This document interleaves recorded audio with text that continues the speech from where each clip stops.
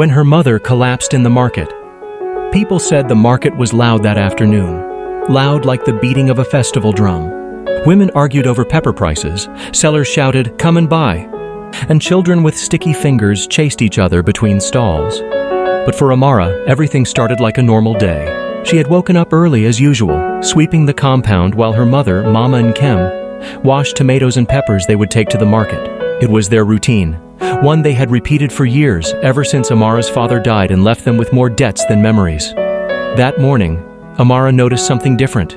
Her mother's hands were shaking. "Mama, are you okay?" she asked. Mama and Kim smiled, but it was the kind of smile someone uses to hide pain.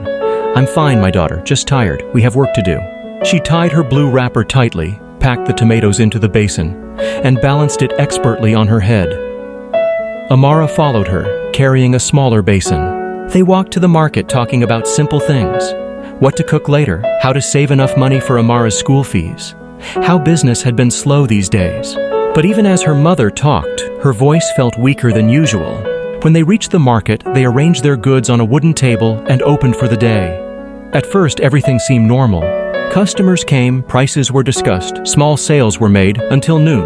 The sun was merciless. It baked the zinc roofs above them, heated the ground under their feet, and sucked the strength out of everyone. Sweat rolled down every face in the market. Amara kept glancing at her mother. She saw her mother force a smile at customers, saw her rub her forehead, saw her sit down more often than usual. "Mama, rest small," Amara said, but her mother shook her head. "No, Amara. If I rest, we will not sell enough today." She tried to stand again, but her legs wobbled. Amara reached for her. Too late. There was a loud gasp. Then someone shouted, "Amara, your mother has collapsed." The world around her spun. Amara felt something cold grip her heart. Her breath vanished.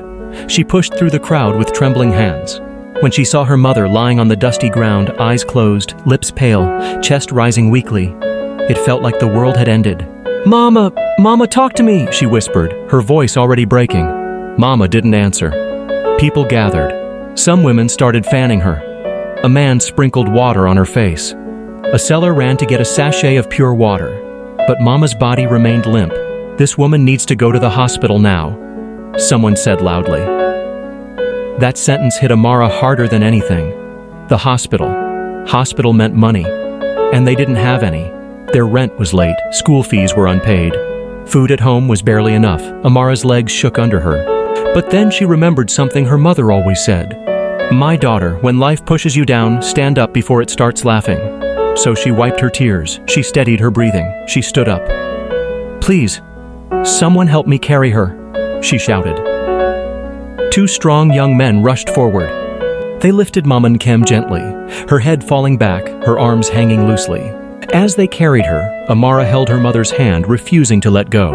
She walked quickly beside them, her heart pounding as they weaved through the busy market, pushing past crowds, crossing the main road, heading toward the nearest clinic. Every step felt like a battle. Every second felt like it was slipping away. When they reached the clinic, the nurse looked at Mama and frowned. "What happened?" "She collapsed in the market," Amara said, breathing hard. The nurse touched Mama's wrist, checked her breathing, and said sharply, "Bring her inside, fast!" They placed Mama on a narrow metal bed. The nurse began checking her pulse. Another checked her blood pressure. Amara watched, frozen, her hands squeezing themselves, tears falling silently. Then the nurse turned to her. "You need to pay a deposit before we continue treatment." Amara's heart dropped. "How much?" she asked, voice shaking. "12,000 for now." 12,000. To someone else that might be small. To Amara, it was a mountain. I don't have it," she whispered. The nurse's face softened, but her voice stayed firm. "Then hurry and get it. Your mother needs care quickly." Amara ran out of the clinic. She didn't know where she was going. She just ran, back toward the market, back toward the noise, back toward the crowd that had already moved on with their day. She stopped at the pepper seller. "Auntie, please, my mother. She's in the hospital. I need money." The woman looked at her and sighed. "Ah, my child, I don't have much." She handed her N200. Amara thanked her and ran to the next person. Some gave N100, some N500. Some shook their heads and turned away. At one point, someone mocked her. "Go and look for your father's people," the man said. The words cut her like a knife, but she didn't stop. She remembered her mother fighting alone for years. She remembered her mother skipping meals just so Amara could eat. She remembered her mother crying quietly at night, thinking Amara didn't hear. So she kept begging. When she reached the entrance of the market, an elderly woman who used to buy tomatoes from her mother saw her crying. She called her closer. "Child, what's wrong?" Amara explained everything, tears running down her face. The woman didn't ask further. She reached into her bag, brought out N5,000 and pressed it into Amara's hand. "My daughter, go and save your mother." Amara's knees almost buckled. She whispered, "Thank you, thank you." She ran back to the clinic, her hands full of crumpled notes, N200s, N500s, N100s, and placed them on the counter. "Please, treat her. I brought the money."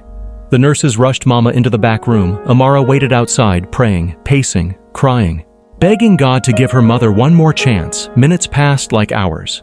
Patients came and went. The sun went down. The market noise faded. Finally, the doctor came out. "Are you her daughter?" "Yes." "Please, how is she?" The doctor smiled gently. "She will be okay." She collapsed from stress, hunger, and severe exhaustion. But you brought her just in time. Amara covered her face and cried, heavy, shaking tears of relief. Later, she entered the room. Mama Inkem was lying on the hospital bed, eyes half open, breathing normally again. When she saw Amara, a weak smile formed on her lips. "My daughter, where am I?" "You're safe, Mama. You're in the hospital." Mama looked at her and whispered, "Did you cry?" Amara laughed through tears. "A little." Her mother squeezed her hand weakly. "Don't cry again. You're stronger than tears." Amara held her mother and made a promise in her heart. "One day, Mama, you won't suffer again. I will lift you out of this life. I will make you rest. I will make you proud." That moment became the fire that changed everything. It pushed Amara to wake earlier, work harder, dream bigger, chase opportunities she once feared, and build a life where her mother would never collapse again. Life tested her, but she rose. Because sometimes, the day you almost lose everything is the day you wake up and fight for something greater. If this happened to your mother in the market, what would you do in that moment? Tell me in the comments. I want to read your answer. If you want more emotional and motivational stories like this, hit the subscribe button so you don't miss the next one.